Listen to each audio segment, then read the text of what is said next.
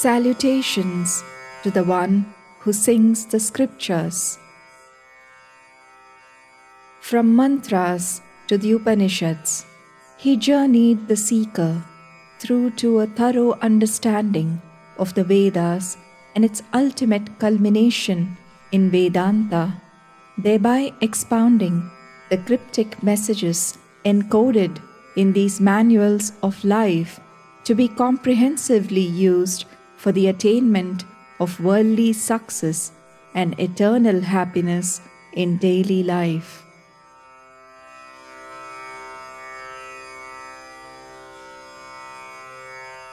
Conversation or dialogue between the teacher and the taught, recorded in the memory of the student, and the student hands over to the other students who come to him.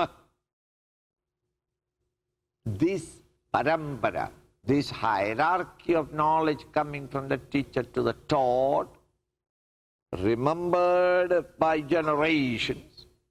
Each new generation heard from the previous generation of masters. This literature is called the Upanishads. Thus in the Vyasa's time, when he went round the country, he found that this sacred knowledge is getting disrupted. Various readings and renderings have come in the various parts of the country.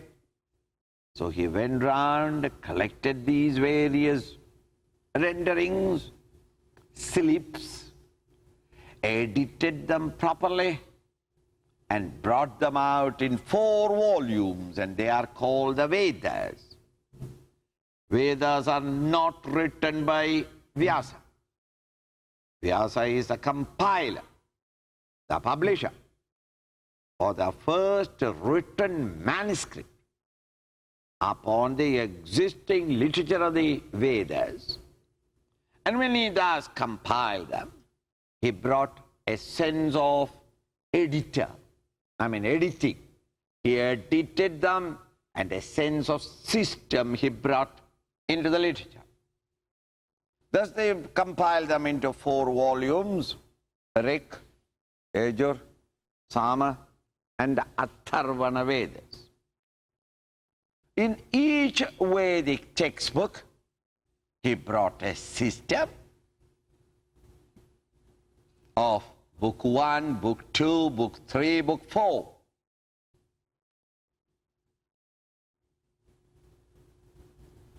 Thus, in the beginning of each Vedic textbook, you find a short section called the mantras, which are all expostulations to nature and the beauty of nature.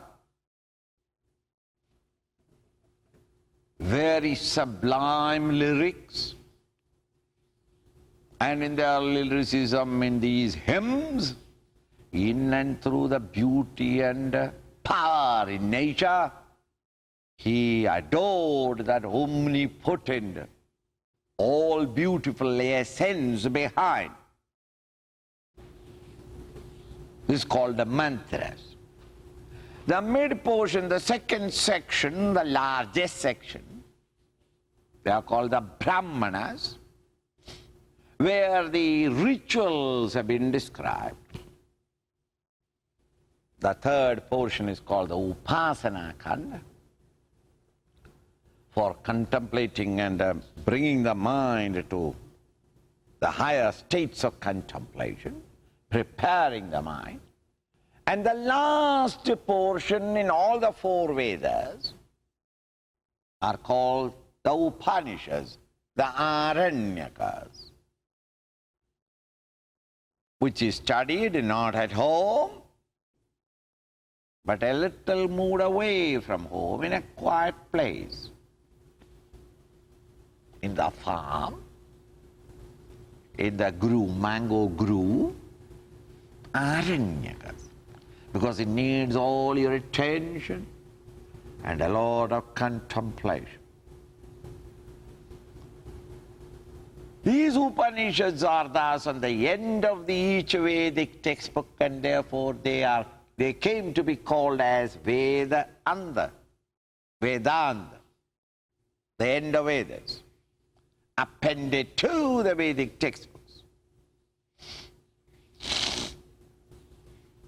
They constitute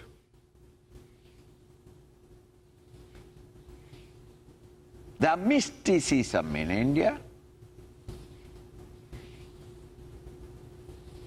the metaphysics in Indian philosophy. Thus, these Upanishads are given out by different teachers in different peaks of the Himalayas to different types of students in different periods of history. In no two Upanishads the approach is the same. The arrangement of thoughts is not the same. The logic is not the same. Yet all of them are indicating the seat of life consciousness in every one of us. The communication is from the teacher to the taught, and therefore there must be a harmony set up between the teacher and the taught.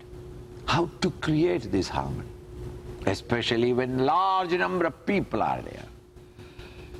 Each one honest and sincere, but different mental moods and mental thoughts. So the teacher and the taught, their minds, there must be an orchestrization.